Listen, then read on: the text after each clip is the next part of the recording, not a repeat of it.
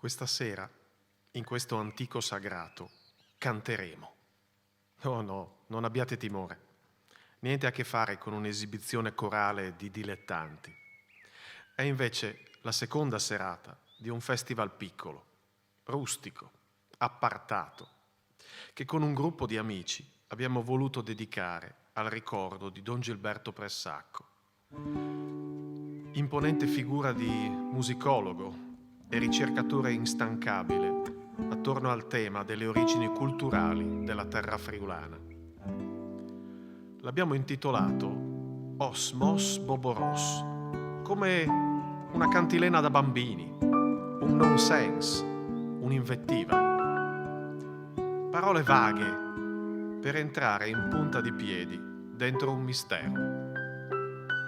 Quello che le terre attorno a noi conservano e raccontano da secoli. Terre da poco, terre pazienti, terre in cui l'acqua è padrona e sgorga dappertutto, senza chiedere permesso e senza arrendersi.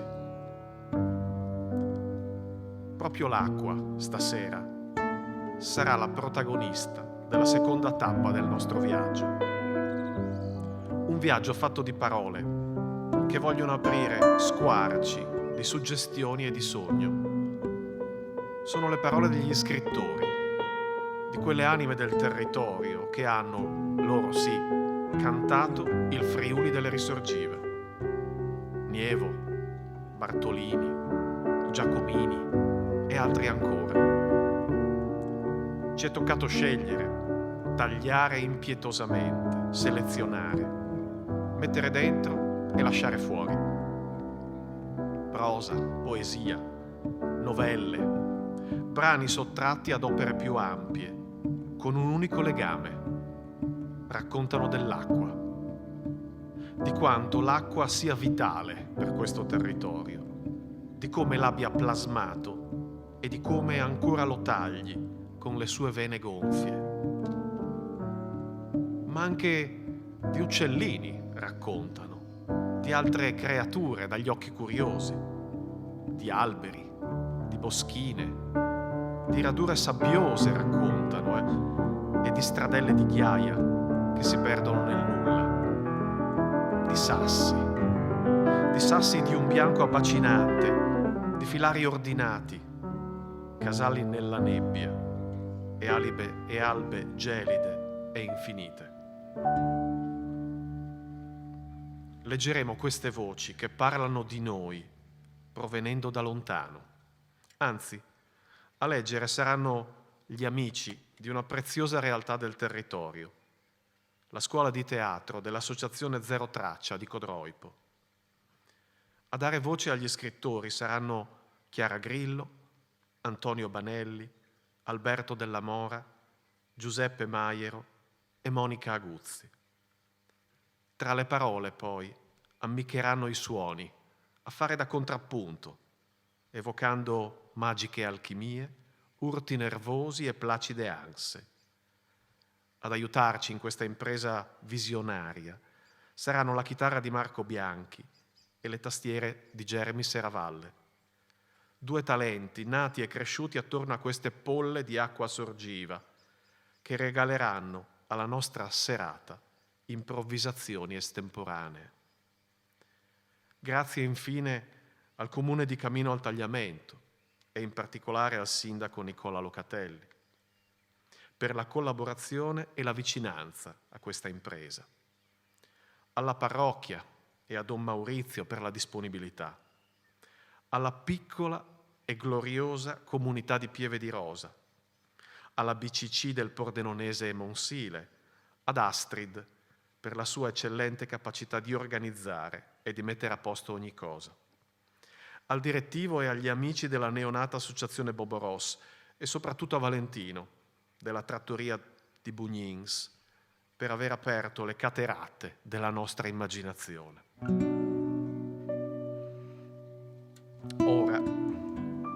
Ora, chissà che non capiti anche a voi di socchiudere gli occhi durante l'ascolto e di evocare paesaggi eterni.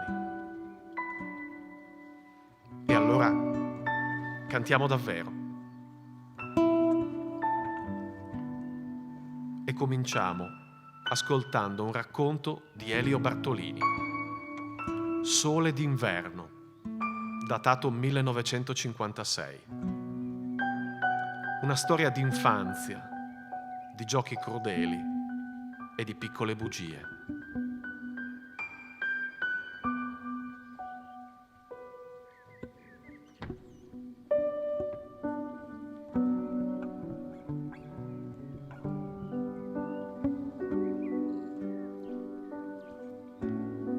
D'inverno, all'alba, la pianura sotto la neve era dilatata, bianca, uniforme nel giro crudo delle montagne. Ma noi, appena fuori da quella fascia di tepore che era la cosa più concreta del paese, la percorravamo con la sicurezza e anche con l'indifferenza dell'istinto, subito in fila indiana, attraverso una lattiginosità senza né limiti né rumori. Tagliavamo per i campi e i fossi, scostavamo bacchette di gelsi, di salici, di ippocastani. Ci piegavamo sotto i filari, evitando i falsi degli stagni circoscritti da rigide canne. E sempre in fila indiana, sempre precisi, alacri, silenziosi, senza mai cadere alla tentazione di un discorso o di uno scherzo. Per essere in piedi a quell'ora, le 5, le 5 e mezza, avevamo dovuto aiutarci con le bugie, che si andava a rispondere a messa. Questa era una pregevole bugia. «Domani chiamami presto», dicevo a mia nonna. «Devo rispondere a messa». Mia nonna, dal fondo buio della chiesa, pregava contenta, anche per quel coso nero che vedeva armeggiare accanto al prete, che, secondo lei, era suo nipote. La marcia finiva nei pressi di un primo casolare fermo, chiuso, vagamente ostile, qualcosa che guai a disturbarla nel suo tepore. Ma proprio questo volevamo. Volevamo un casolare come certe mattine di dicembre, quando i contadini, tendendo l'orecchio tra la veglia e il sonno, non avvertono rumori dal cortile, non lamenti dalla stalla, e soddisfatti si riaddormentano. Soprattutto non volevamo cani tra i piedi, loro e i loro stupidi latrati. Se mai trovavamo un casolare così, cominciavamo a circuirlo con la consapevole lentezza di chi attacca un fortino chiuso in un suo tranello. Lo avvicinavamo un metro dopo l'altro, cauti e burguizzanti, scegliendoci nell'attimo dello scatto il rifugio da cui nuovamente balzare, giungendo di rifugio in rifugio ai limiti dell'aria, dove, arrivati, eravamo già nascosti. Eravamo ignorati, imprevisti e nascosti dietro i carri e le botti, ed eravamo già pronti all'attacco.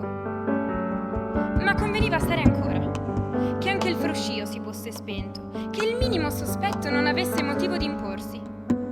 Poi uno per tutti avanzava nella neve, quella neve sporca e pestata dalle aie. Qui un pizzico di fieno, là una manciata di crusca, più in là qualche chicco di frumento e, se la situazione era ideale, anche un pezzetto di formaggio. E di nuovo una sosta. Il tempo di una fredda calcolatrice attesa che noi, fionda in mano, sasso già stretto tra il pollice e l'indice, vivevamo sul ritmo sonoro dei nostri cuori. Il primo che scendeva, così fulmineo, pareva puntare su un punto prefisso. Invece, una volta a terra saltellava incerto, nervoso, impressionabile. Aveva i guizzi di un pesce quando affiora. Il secondo esitava di meno. Sfruttando l'esperienza del compagno, addirittura cominciava a beccare, ma non da fermo. Beccava saltellante e ancora incredulo. Il terzo poi lo raggiungeva sullo stesso filo di fieno e sullo stesso chicco, e lo disputava. Il quarto, poi il quinto. Dai gelsi stecchiti, dai fichi, dalle grondaie, la frotta dei passeri calava sull'aio con un volo solo. Ma la felicità per l'inaspettato, dolcissimo e quasi incredibile cibo durava un istante. Il tempo per vederli raggruppati sul boccone più ghiotto e una scarica di sassi piccoli e aguzzi induriti dal gelo. Una mitraglia fitta e decisa incrociava l'aia. Da destra e da sinistra quell'incipiente felicità, annullandola nel segno di morte. Morivano sul fianco. dopo 2 o 3 salti, dopo un supremo tentativo di allargare le ali, ancora si raggomitolavano come in uno sforzo e morivano così, rattrappiti nel giro delle ali e posati sul fianco. E per loro era meglio morire. Era meglio non essere superstiti e prigionieri, perché da quelli capaci ancora di battersi, noi dovevamo cavare come un supplemento di soddisfazione, o per il nostro virtuosismo o per la nostra rabbia. Allora, dopo aver appeso i superstiti ad un qualsiasi filo di ferro, noi sfogavamo su essi, neri e oscillanti contro lo sfondo di nebbia, la bravura o la recriminazione.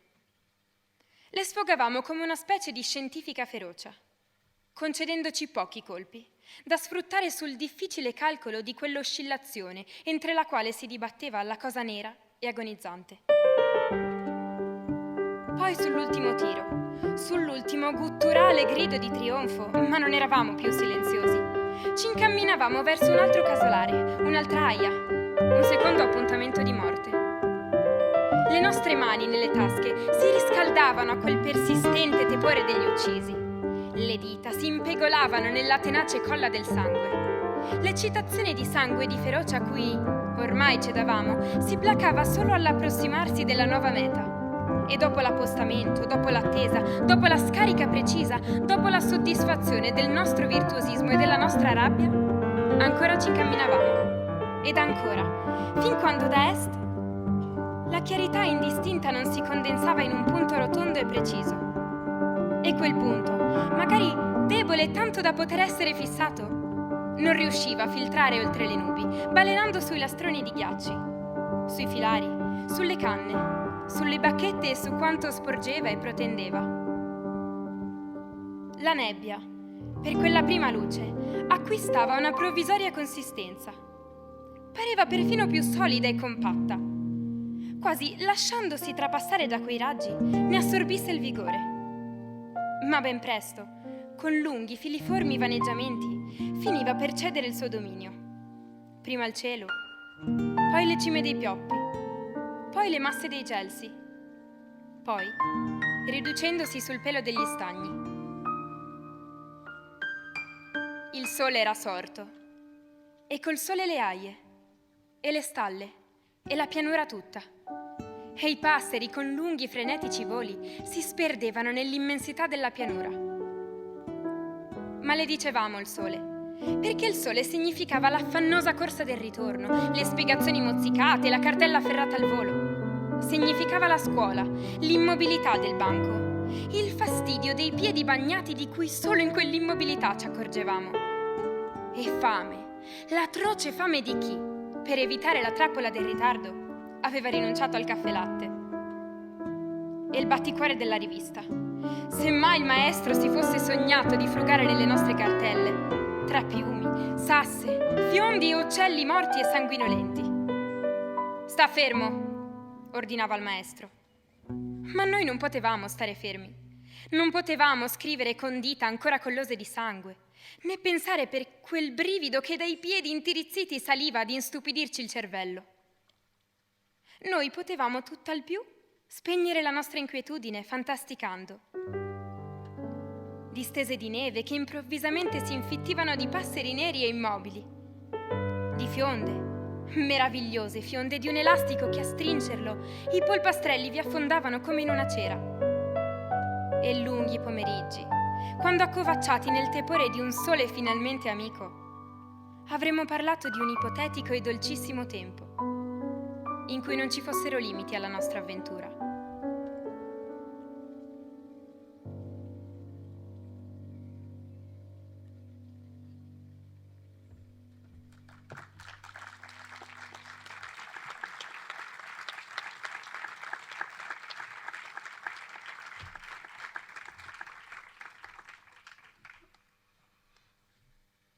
La poesia, dunque. Un brano postumo, ve lo proponiamo adesso, senza titolo, ed edito solo di recente, di Amedeo Giacomini. Protagonista il tagliamento, le sue sponde contrapposte.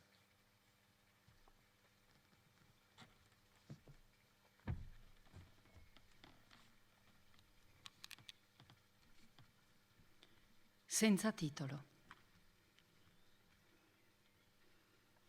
Tiare di Savalons, di radix rosse e color dall'ombre cinese, che tu mi spieti scumò di me, lontane. Mio core me fieste secrete, dal mio iesinat al togrin di agane, tiare di vildivar. O mio tilimenta miesi scunchei di San Paoli, a miesi sparbisati seusei, tali to montani sminnei, tra il to innocente rodola claps grums di memoris, di vite scontade, che torne a resurì, tal splendor dai tiei colors, di siarade.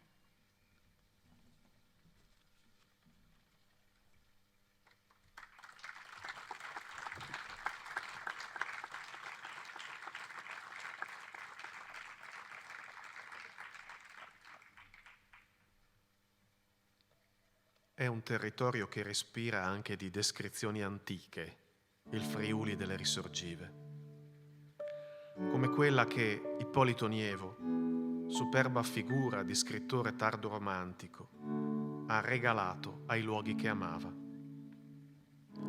Leggiamo un brano dalle prime pagine de Il Varmo, novella paesana, pubblicata per la prima volta nel 1856 tra i fogli dell'annotatore friulano di Pacifico Valussi. Un viaggiatore che passa il Ponte della Delizia, provenendo dal Veneto, si chiede che cosa possa esserci di interessante in quelle terre sghembe che si dilatano sulla sua destra.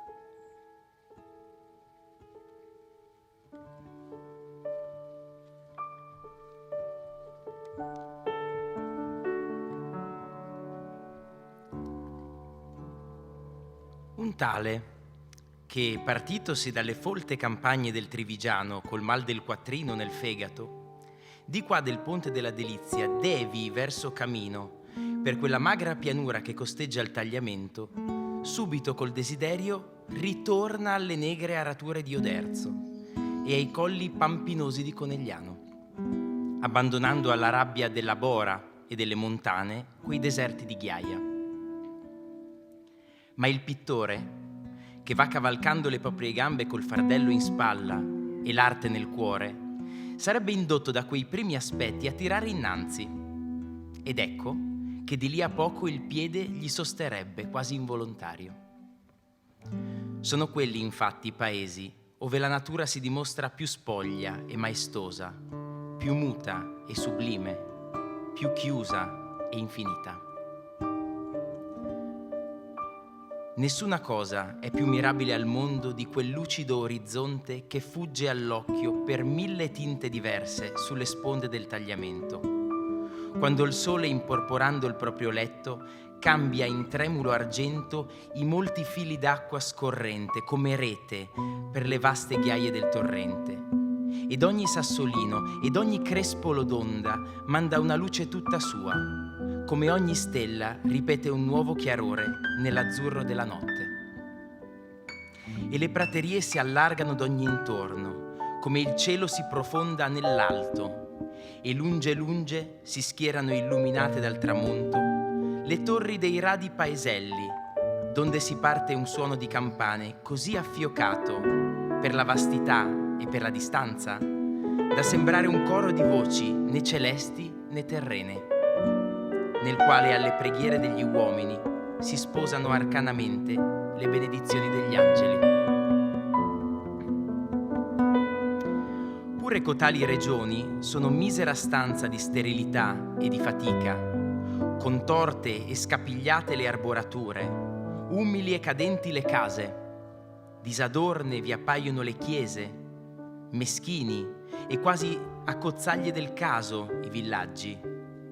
Ma sopra tanta apparente deformità si spande invisibile e attrae l'animo senza passare per gli occhi una certa aria di pace serena che non abita le campagne più ubertose e più fiorenti. Là, pertanto, dalla nitida ghiaia sprizzano ad ogni passo le limpide e perenni fontane, e di sotto alla siepe, sforacchiata dal vento, si effonde un profumo di viole più delizioso che mai, e per l'alea salubre e trasparente piove da mane a sera il canto giocondo delle allodole.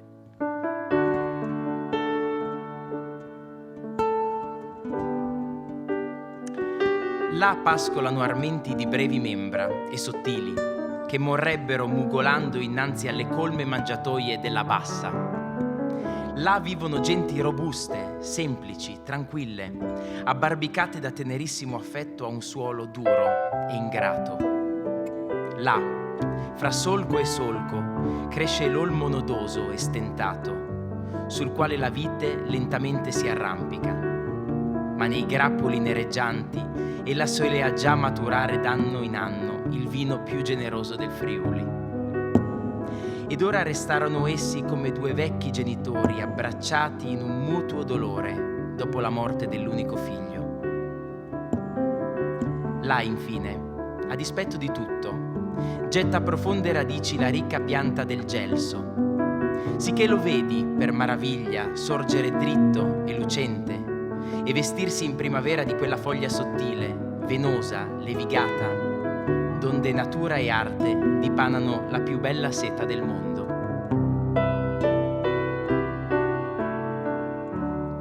Nel mezzo di questo territorio, da parecchie sorgenti, che forse pigliano vita per sotterranei meati del vicino tagliamento, sgorga una vaga riviera, la quale chiamano il Varmo.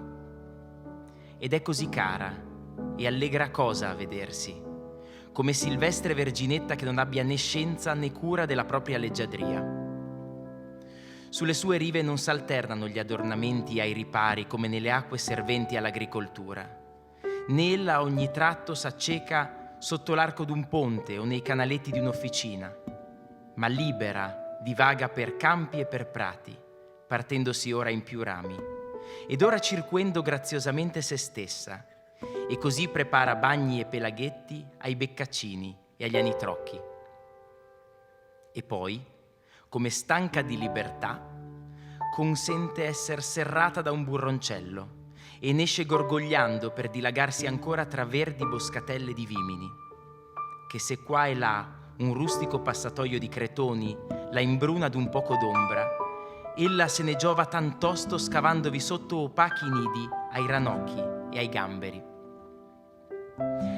E se intoppa talvolta nella ruota di un mulino, sembra anco godere di questa varianza e volgerla attorno gaiamente e balzellar via qua e là in goccioline iridate e in pioggia di diamanti.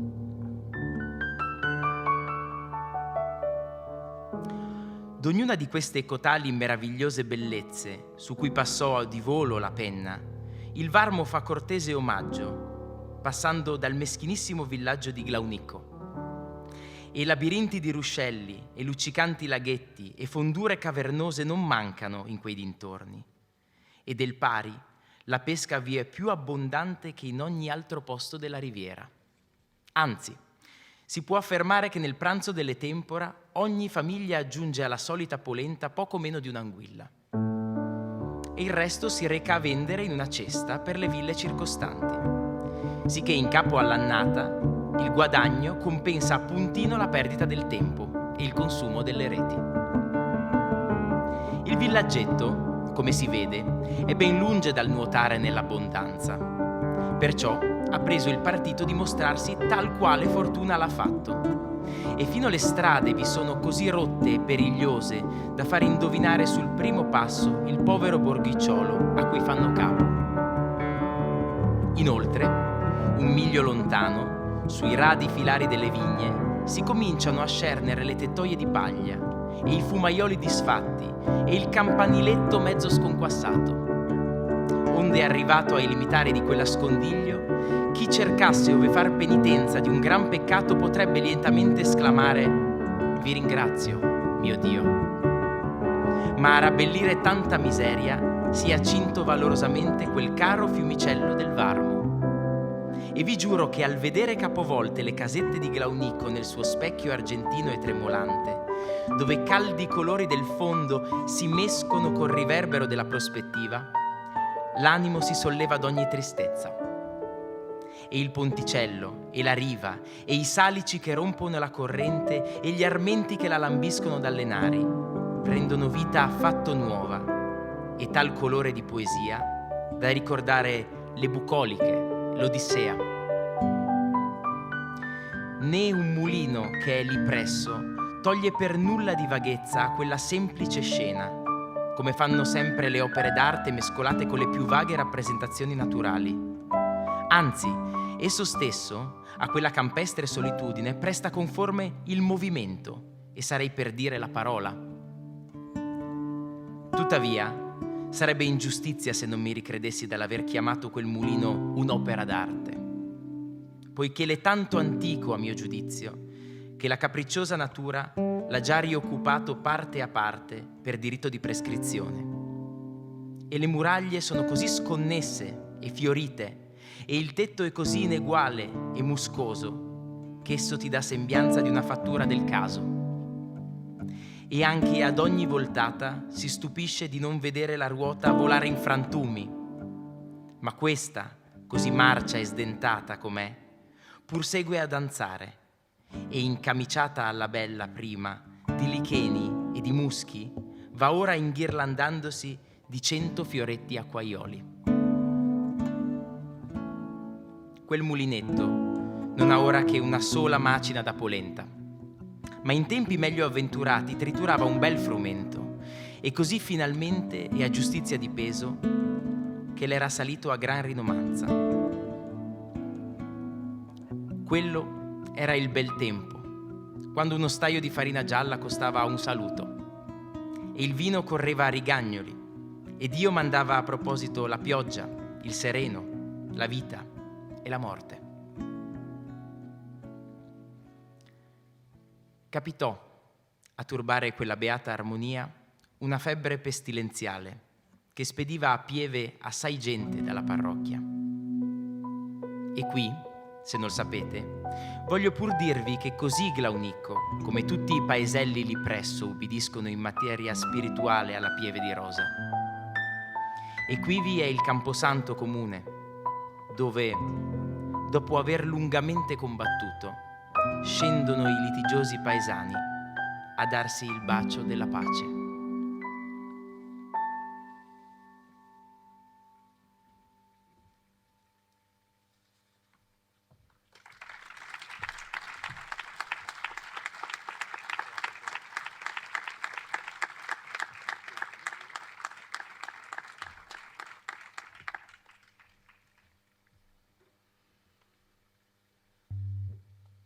Elio Bartolini, che ha scritto tantissimo in italiano, romanzi, racconti, sceneggiature, saggi storici. Le poesie più autentiche le ha scritte invece in friulano, regalando tra l'altro al territorio alcune bellissime ballate. Ve ne facciamo ascoltare una, di Ca e di là da Laghe.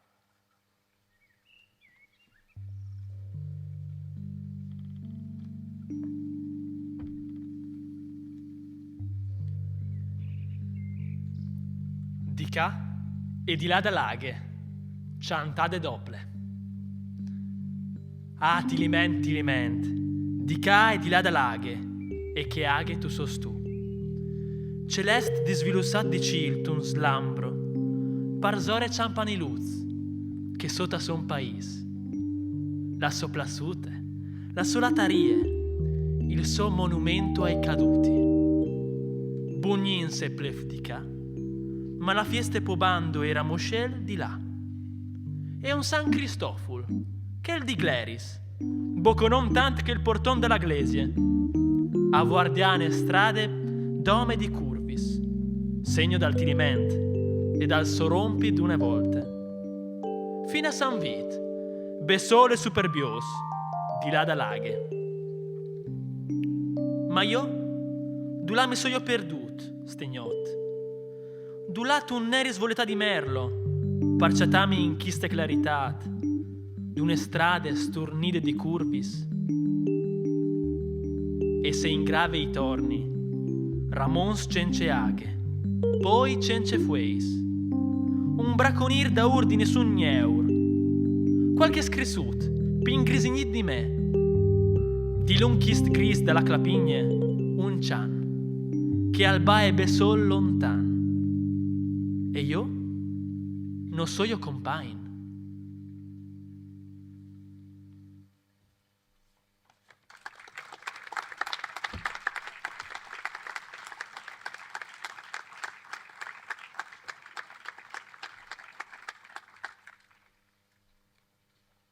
Chi conosce questo lembo di terra ha imparato quanto sia bello perdercisi dentro, lasciarsi catturare dalle suggestioni racchiuse in scrigni di cui pochi oramai conservano la chiave. Un'esperienza capitata anche ad uno dei pochi intellettuali del Friuli contemporaneo. Tra orti, aromi, bisatis, lingue e leggende antiche, anche qui Angelo Floramo ha trovato una sua osteria dei passi perduti.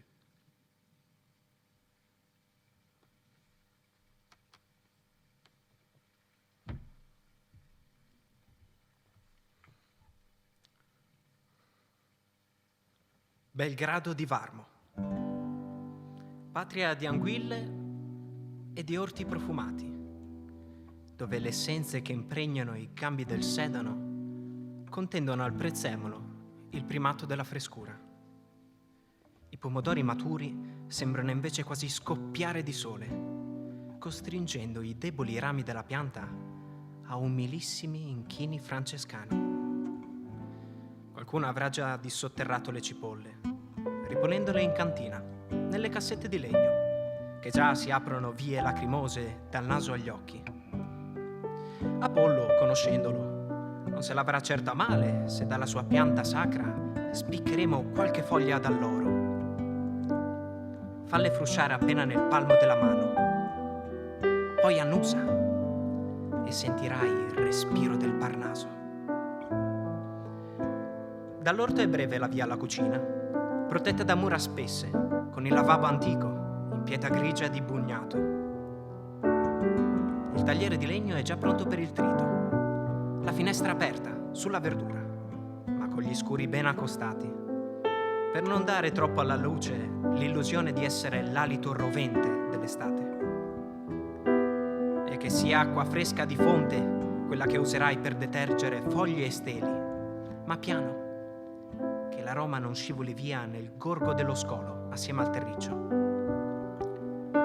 Il successo della cena è garantito.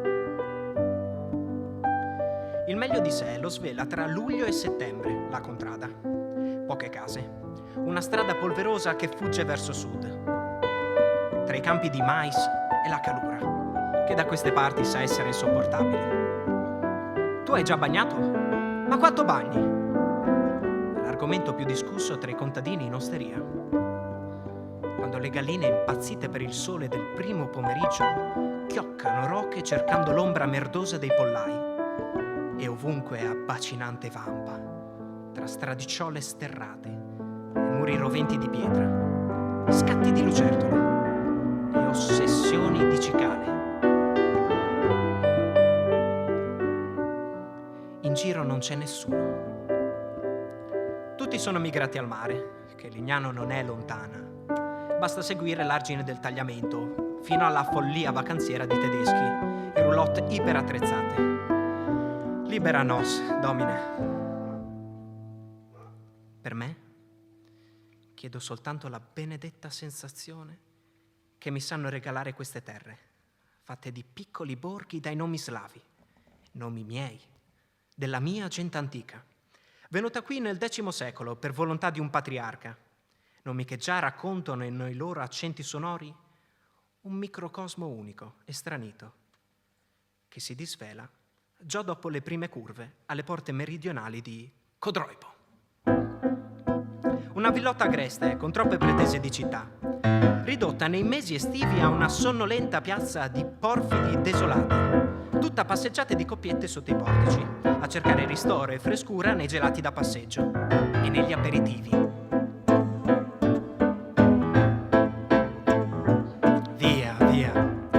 canta il signore del jazz, con voce arrocchita dalle troppe paglie fumate. Datemi il fruscio del Varmo, invece, che scivola sul suo letto di fango ed erba, sgorgando in polle sorgive nei prati appena fuori San Vidotto. E poi lento e verdissimo si lascia rotolare giù per Glaunicco. Deve bere le onde della roggia di Gorizzo, quelle della Marzia e di Bugnins, per pretendere davvero di essere chiamato fiume. E così, inorgoglito e gorgogliante, corre a far le capriole sulla ruota antica del molino di Gradiscotta, che nemmeno una giostra potrebbe regalargli tanto.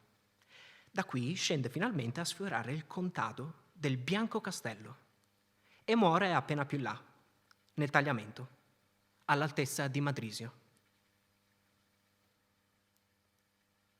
Pochi chilometri per un paesaggio impareggiabile, che ti intride di freschezza, come un'umida carezza, se lo percorri con cuore leggero e passo distratto, perché così si conviene nei giorni più insopportabili della canicola. I sandali sono quasi obbligatori. Lo ritrovi uguale, immutato, nei versi di Hermes, il conte di Coloredo, che scappava via dal puttaneggiare delle proprie corti qui, nella sua tana insalutaria di Gorizzo, dove l'anima sua svaporò alla fine con le prime brume di settembre nel 1692. Vi invitava gli amici più sinceri a godersi il respiro degli orti, convincendoli a disertare gli impegni curiali e servili che il vivere civile troppo spesso comporta. Oggi, come allora, tu vedarás, o mio Guriz florit, d'ogni color, cui plasa la persona. Per loro, gli usignoli del boschetto avrebbero improvvisato un concerto di benvenuto, assieme al merlo, alla gazza, alla ghiandaia e al tarabuso. Un'orchestra di virtuosi, cui si sarebbero a sera uniti anche il grillo, con chitarrino e violoncello, e il rospogioso, con viola da gamba e violoncello. La fantasia dei poeti. Da Belgrado a Gradisca, in piedi sulla punta della barca, con la pertica in mano. Ma attenzione, bisogna aspettare il vecchio di luna. È così che si pesca nel Varmo. Tutti qui conoscono Redento. Ha la stessa anima assassina di Acab e i suoi occhi conservano il brillio dell'avventura. Ma alle balene preferisce decisamente le anguille. Fiocine, nassi o stanghe che siano, con l'acqua torbida della piena o nel tempo della secca fra le pietre, sotto gli argini muscosi, è sempre tornato a casa con il pescato buono da condividere con chi ne aveva più bisogno. Dicono che l'Abisate vada giù al mare. Io non lo so davvero, perché è misterioso l'animale, capace di attraversare distanze infinite, oceani, tempeste e correnti, evitando i denti degli squali, perfino per attorcigliarsi in questo fiume, dove ci fa l'amore. Gli si deve rispetto, anche perché nei secoli peggiori ha salvato dalla fame le genti del posto, regalando ai più poveri il profumo della festa, quando nel pranzo della tempora ogni famiglia aggiunge alla solita polenta poco meno di un'anguilla e il resto si reca a vendere in una cesta per le ville circostanti, sinché in capo all'annata il guadagno compensa a puntino la perdita del tempo e il consumo delle reti. Ha detto osservatore il Nievo. E per questo ogni santo secondo giorno di agosto, tradizionalmente vocato alla sagra degli uomini, è lei, l'ombrosa signora del fiume, la regina del piatto, giacché potrebbe rievocare per forma e lunghezza piccanti e ammiccanti allusioni sacre a Priapo, dio degli orti e della vigoria maschile, e dunque in perfetto tema con la celebrazione. Quello che più mi preme di capire in questo momento è la presenza slava nella nostra zona. Espressione che ha del magico per me. Abbatte ogni resistenza. E così, tra una portata di anguilla e l'altra, il discorso cade sugli ungari, che tutto distrussero qui attorno nel X secolo, e sui coloni fatti giungere dalle valli alpine della Carantania, per ripopolare le terre, sfoltire i boschi, coltivare i campi. non posso che infervorarmi. Già, tutti quei nomi Inizio e Inizza. E poi San Vidotto, l'antico Svetovid, dio solare, adorato da tutti gli slavi d'Europa, trasformatosi poi in San Vito e affini. E Glaunico? Da glava, testa. Più facile Gorizzo, da Gurizzo. Collinetta. E Gradiscutta da Grad, castello, come Beograd, appunto, il castello bianco. Con tutta la sua storia stranissima di santi della chiesa serba, che sarebbero stati sepolti proprio qui e poi traslati nella loro patria di origine. È straordinario. È straordinario come il cuore della notte, quando ci si trova a tavola con gli amici, possa diventare il luogo più intimo del mondo. I lacci della vita si allentano e tutto assume una prospettiva più rilassata. Tra un bicchiere e l'altro ci si racconta. I sapori si mescolano con i saperi. Le lingue rimbalzano, gli accenti si confondono. Si ride. È come se ci si conoscesse da sempre. Poi,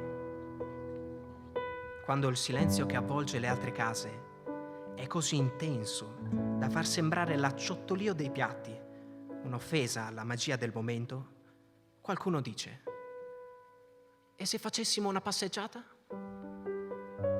Così, nella frescura della sera, la bella, il gigante e il nano, come nelle favole migliori, giungono ai piedi della torre campanaria di Belgrado, che è l'ultimo resto di quello che un tempo fu il castello. Sarà la suggestione del momento, ma giurerei che i frusci delle foglie abbiano un che di preghiera, come un canto lento e profondo, di quelli che si intonano nelle chiese affrescate. Sarà meglio rientrare ora. Luisa avrà già preparato il caffè.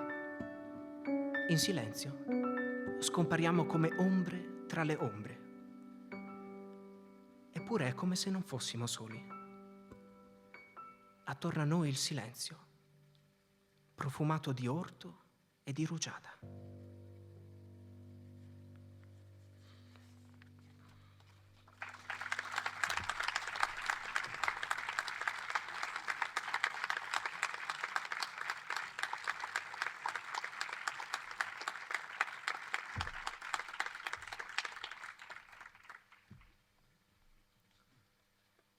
L'arte dell'andar per uccelli con vischio è un trattatello pubblicato da Amedeo Giacomini per Shai Viller a Milano nel 1969.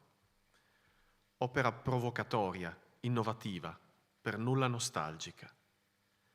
Abbiamo scelto il capitolo dedicato al docile pettirosso, umile abitante delle boschine e delle fratte che contendono all'acqua il dominio sul paesaggio delle risorgive.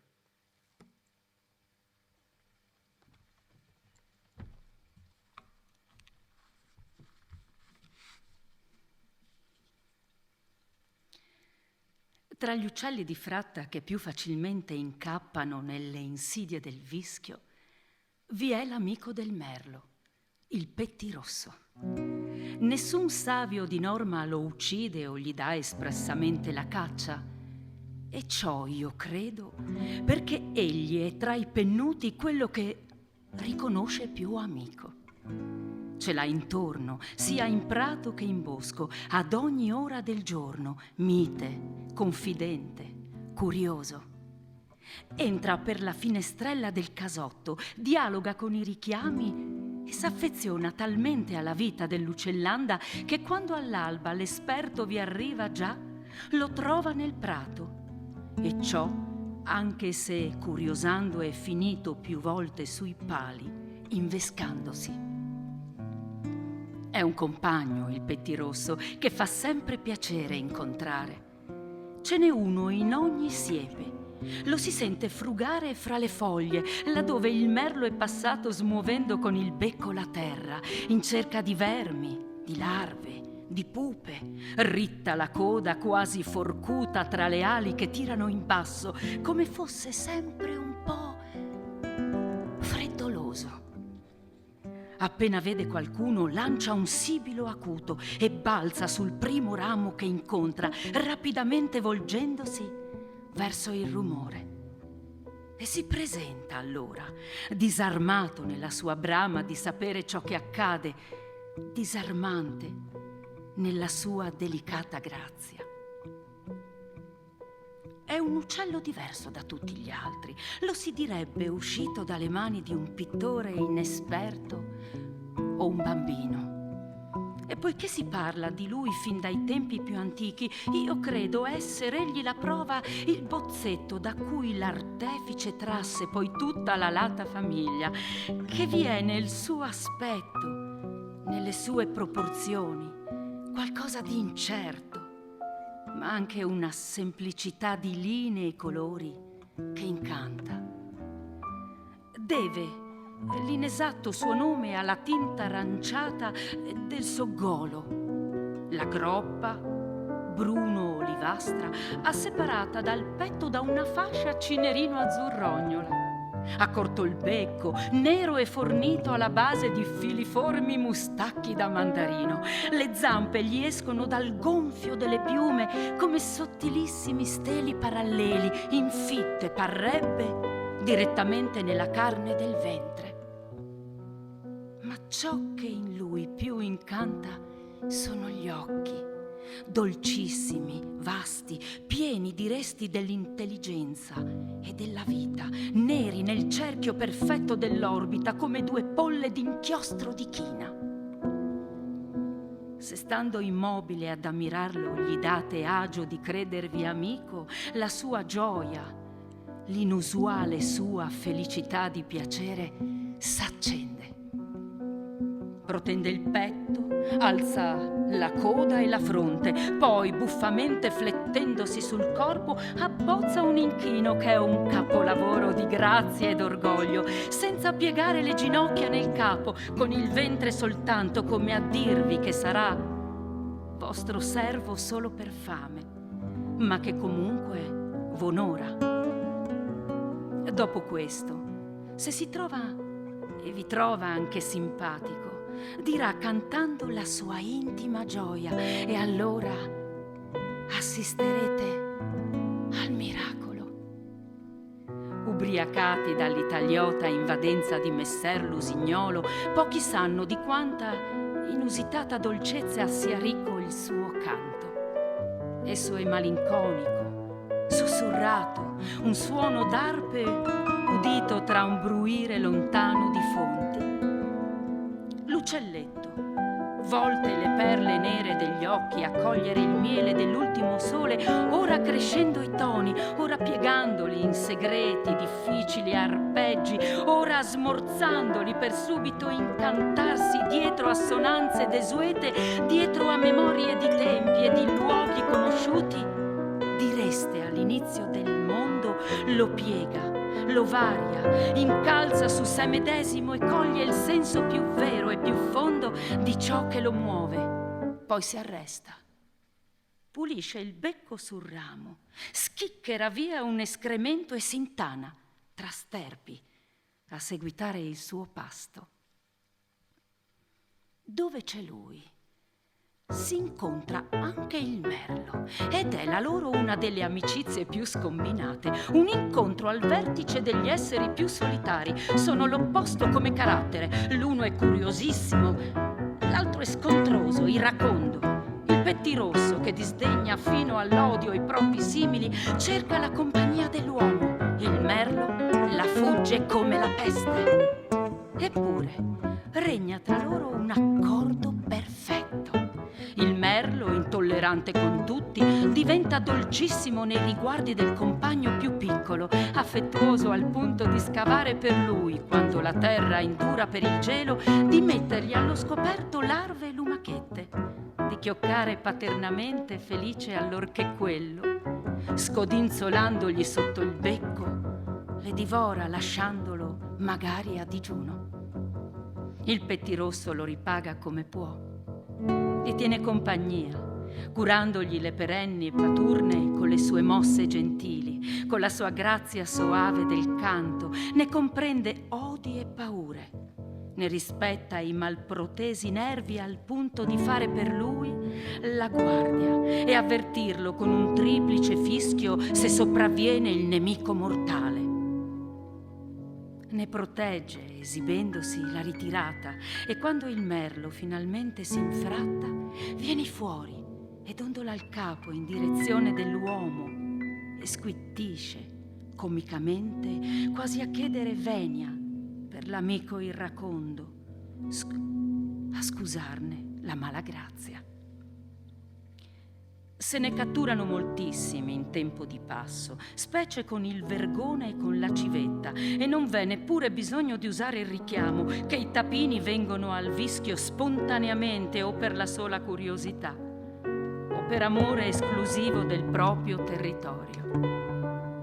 Per queste ragioni e per le saporitissime carni, egli è perseguitato con ogni mezzo, non solo dai battifrasche, ma anche da qualche esperto ingordo di guadagni. Costoro hanno elaborato una tecnica efficacissima per pigliarli, ma stavolta, anche se amore di scienza mi spingerebbe a farlo, io non li illustro.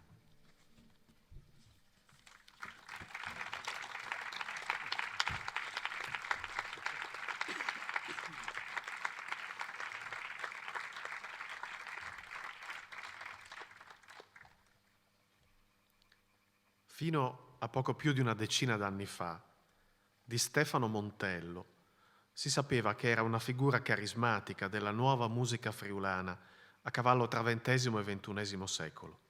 Lui, voce e chitarra dei mitili FLK, iconico gruppo della bassa.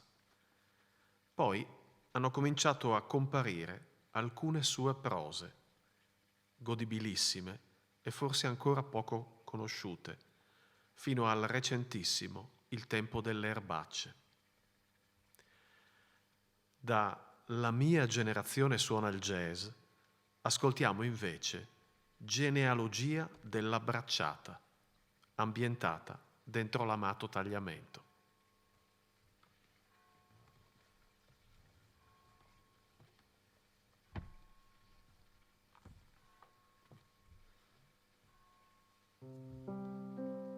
Lui si lasciava scolpire dall'acqua, isolato fermento di cellule e di atomi tra atomi di idrogeno e ossigeno. La bocca aperta ogni 4 bracciate, invariabilmente prima a destra e poi a sinistra. 3 bracciate con la testa sott'acqua e la quarta a respirare, prima a destra, poi a sinistra. Scolpito dall'acqua, liscio come calcare galleggiante, la pelle della schiena è sempre a pelo d'aria, mai troppo sotto, mai troppo sopra. Questo è Dante, a 20 anni, 30 anni fa. È suo questo respiro lento, mai affannato, la testa sott'acqua per 3 bracciate e poi la quarta a respirare, prima a destra e poi a sinistra. Chi ne scolpisce il corpo, il dorso d'Alamantino entusiasta, è l'acqua del tagliamento. La sua corrente nello scalpello. Dante nuota controcorrente da mezz'ora. Lo fa perché non ha altro da fare. Lo fa perché gli piace e non ne deve rendere conto a nessuno. Da mezz'ora sta immobile. Nuotando, scolpendosi bracciata dopo bracciata. Lo fa perché non ha altro da fare e perché gli piace. Lo guardo dalla riva.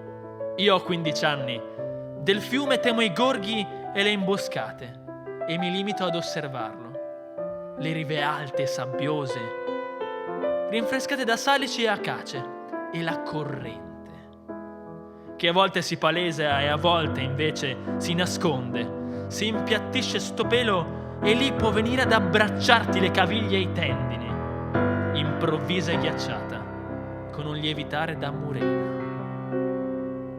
Il fiume mi rimane estraneo nel suo essere, nella sua biologia. Per me è solo un mito, ancoraggio di leggende. La sua acqua arrossata dal sangue di cavalli e uomini nei racconti di mia nonna. invece luogo di lutti e sollazzi per mio padre. Ricordi incardinati alla sua generazione. Quando attraversavano il fiume a nuoto nelle notti di Ferragosto soltanto per apparire. Oppure 10 o 20 di loro nella festa patronale di Malafesta a prender baruffa con uno stupido pretesto e poi schiodare la pista da ballo e buttarla nel fiume. Oppure quando mi raccontava, stringendosi nelle spalle alla mia domanda «Ma chi?», di vendette e omicidi perpetrati a colpi di martelli e badili tra i ruderi di qualche casolare abbandonato là nel bosco. E come il fiume, sono ormai solo mito per me gli uomini che come salici e acace ne popolavano le sponde nei pomeriggi di agosto. C'era Carnera, alto e grosso, che si gettava sulle spalle al mattino presto mezzi buoi appena macellati, come fossero farfalle di organza. Si raccontava che da bambino avesse dei calli talmente spessi da mettere sotto al palmo dei piedi dei piccoli chiodi a testa larga per scivolare meglio sul tagliamento ghiacciato di gennaio. C'era Cesarino, grosso come un ippopotamo e altrettanto leggiadro in acqua. Scorreggiava a lungo, facendo bolle in superficie, per farci ridere fino alle lacrime. Tony raccontava di pantegane grosse che gli solcavano il solaio. Vecchie reduci della prima guerra mondiale, diceva, rumorose e pesanti, con gli anfibi alle zampe. Checco, spesso ubriaco, cantava stornelli romanesco e Barbe, l'inventore, brevettava insensati pedalò da fiume su telai di bicicletta. Controcorrente, lo sforzo gli spezzava la catena e il fiato nei polmoni. Lo recuperavamo più a valle, verso la Tisana coi trattori. Sapevamo che non avremmo consumato le nuvole a furia di guardarle, e neppure i sassi piatti del fiume, lanciandoli a saltellare sopra la corrente. E Dante non sapeva il perché nuotasse da mezz'ora controcorrente. Stando fermo, lo faceva perché gli piaceva e non aveva altro da fare. Non c'era un gesto nobile, alto, da ricordare allora, come altrettanto oggi forse non c'è. Nell'indifferenza scivolano i nomi d'oggi, come scivolavano in quella spiaggia sul tagliamento 30 anni fa. Ma con il futuro c'era un conto aperto che oggi non c'è. Estinto, si dice. È per questo che oggi sono tornato qui, per rivedere Dante. Ma anche lui oggi non c'è. Ci sono ancora le rive alte e sabbiose, e i salici e le acacie sono sempre lì. Ma sono uguali ad allora. Qualche pinna del fiume le ha sradicate e altre ne ha ripiantate. E chissà quante volte. Ci sono ancora le nuvole ostinate e tutti i sassi piatti che avevamo lanciato, tutti riportati alla luce del sole dagli spostamenti del fiume, che ora scorre 10 metri più in là. Ci sono orme di caprioli, di tassi, di una coppia di volpi con prole al seguito. Persino tracce di cinghiale, evidenti, infossati nella sabbia. Non c'erano mai stati cinghiali qui. E forse, al di là di una simpatia personale, non è neppure un bene che ci siano. Ma uomini no. Uomini non ce ne sono. Esclusi gli operai della cava 2 chilometri più a monte. Manovrano caterpillar e parlano slavo e albanese. Ma altri uomini o donne non ce ne sono. Cesarino, o Tony, o Checco, o tutti gli altri non ci sono. E neppure i loro nipoti, che non hanno mai imparato a sentirsi figli del fiume. Vivendolo, gliel'abbiamo sottratto noi il fiume, come il tempo, come il futuro, e non abbiamo restituito.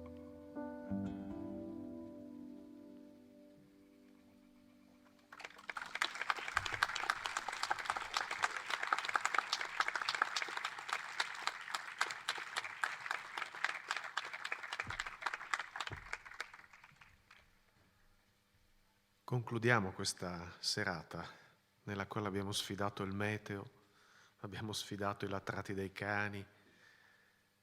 La concludiamo ancora con la poesia, quella delle rime aspre di Amedeo Giacomini. Dalla sua opera Omnia poetica, uscita nel 2016 dall'editore Rodigino Il Ponte del Sale, abbiamo tratto alcuni brani, notturni e intensi, coi quali vi salutiamo, dandovi appuntamento alle prossime serate del festival.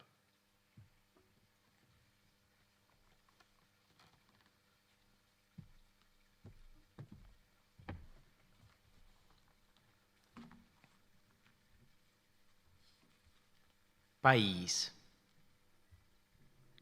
País.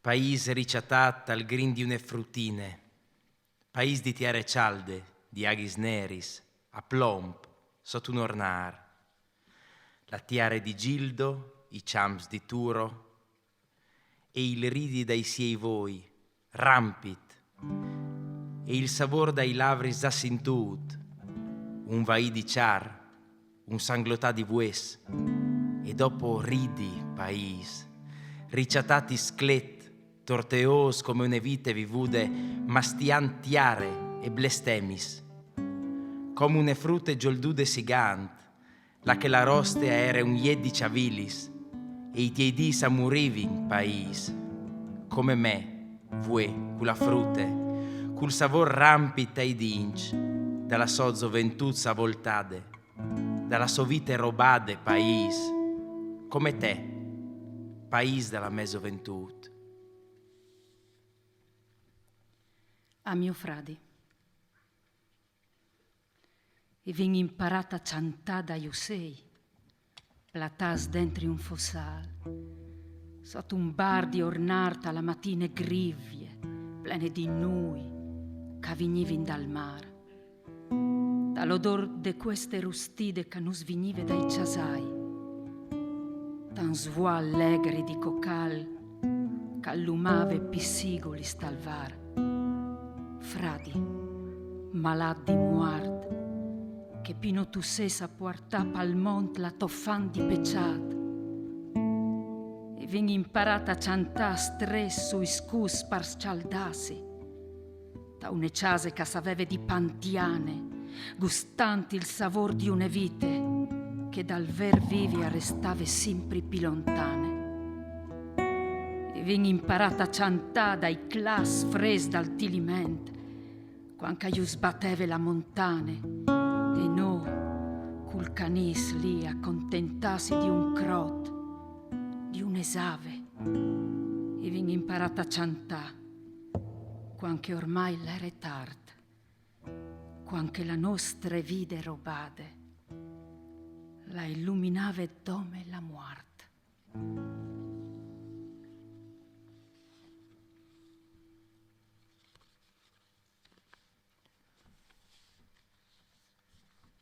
Ar, tar, var, oh, se difícil vivi a Vildivar, livio pisal, rico bovar, pedadis in tal cul e un punt al nas, par un lui arciapat sotto il sornar, ar, tar, var, se difícil sciampà di Vildivar, quanche la dalla roste i poi a sclopin di butui a paravie l'unviar. Chanson. Us chanti une chanson fatte di nuie, no di amorus, di sarai, no di vite, ma nence di dolor. La scritta di Bessol sentat sot di un ornar, talaghe blance, us chanti, di secca mi par. Parzore dall'ornar sgrippiata al zorle un peteros, in torso relis flamat, un cian al brache la luna di lontan, tal glon di une ciampane, a file la sere la solane, nuvolis blancis, nere lame, e un sgrisu la corim in tal sanc, in che stu vuoi piardut, si vuoi us cianti di doman. Talaghe so di me a sgarfe une pantiane, une tence a ciuce la sociane, e la lune sempre più blanche, sempre più lontane. Mi soglie vazzo turno, une ociade alla roste, ai poi, a laghe misteriose, al petaros che subite le lat, e a ciase io soi tornat. Svole tu com'o me chanson, porti a tortus si tu possi il mio nuie, la me sole verità.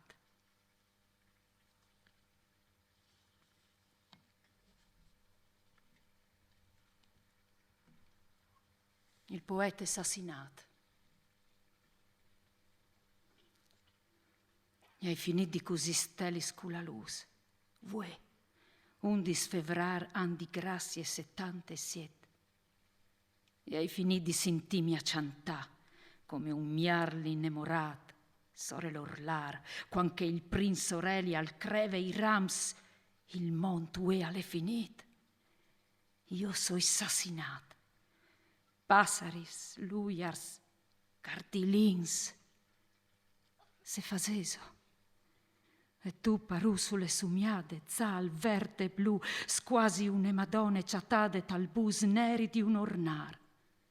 Tu fresoc, mio compagn di strade, un zita ogni fan par fati sentì, par fami sentì uman, par salvami. Se veso fatto. Io so assassinat par da bon. Voi con te, voi come Alice di Coccal, cordi, giatte, salvadi e biele come une rose, io dude di frut, la che il var, col tamaresc, all'inventave sidin, tal gorg la muart, la sole verità.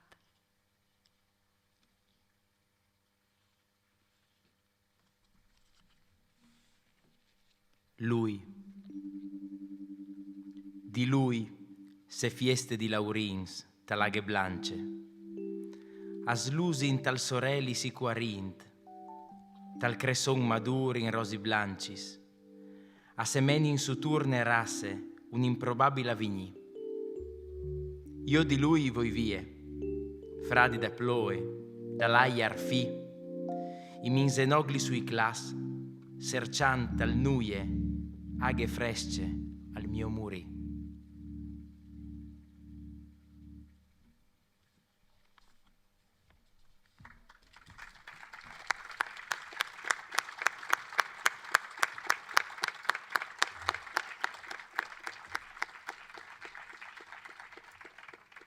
Siamo davvero ai titoli di coda.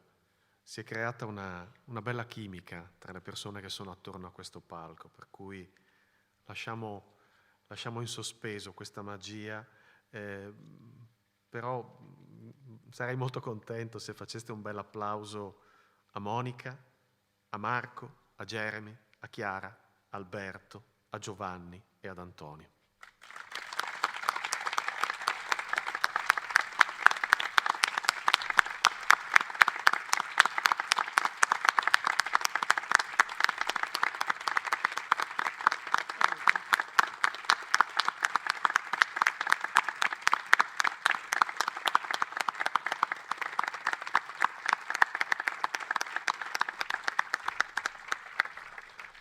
E vi lasciamo con La se pierdi.